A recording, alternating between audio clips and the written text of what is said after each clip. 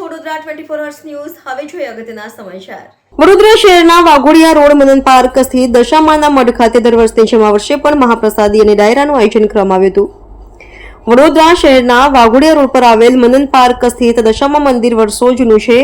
આ મંદિર ખાતે 64 જોગણીમાં બિરાજમાન છે. આ મંદિરની પૌરાણિક કથા છે.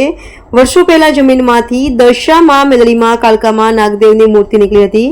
તે પણ બોડેલીના એક મુસ્લિમ સમાજના અકબરને સપનામાં માતાજી આવ્યા હતા અને જગ્યા પરનું સપનું આવ્યું હતું. ત્યાં ખોદકામ કરતા માતાજી અને દેવીની મૂર્તિ નીકળી હતી, જેથી આ દેવોની મૂર્તિની સ્થાપના કરવામાં આવી હતી. જે ઘણા વર્ષો બાદ પણ ભાવિક ભક્તોનો આજે પણ ભીડ જોવા મળી રહી છે. દિન દુખિયાના દુઃખ દૂર કરનારી માતા દશામાં આજે પણ હાજર છે. જે આજે મંદિર ખાતે માતાજીની પૂજા અર્ચના અને મહાપ્રસાદી અને ડાયરાનું આયોજન કરવામાં આવ્યું હતું. આ વર્ષો જૂનું મંદિર છે. બાળકોના જવારા નોખેલા છે. માતાજી જવારા બાળકો આપે તો માતાજી જવારા લઈ શકે. ઘણા વર્ષોથી જૂનું મંદિર ડાયરા પણ થાય છે. જય દશામાં. આ વાઘોડિયા ડીમાર્ટ રોડ સામે દશામાનો મઢ આવેલો છે.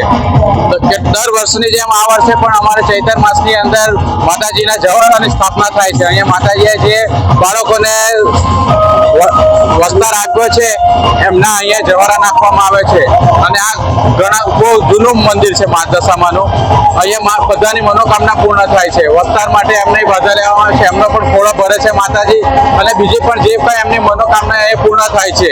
અહીંયા હવે દૂર દૂરથી બધા માઇક ભક્તો અહીંયા આવે છે અને માતાજીનો પ્રસાદ લે છે. અહીંથી નહીં તો લગભગ 10 થી 15,000 માતાજીના માઇક ભક્તો આવે છે પ્રસાદ લેવા માટે.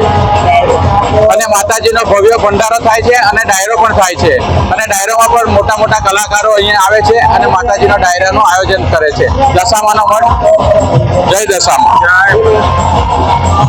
બિપિનભાઈ છોટુભાઈ ચૌહાણ.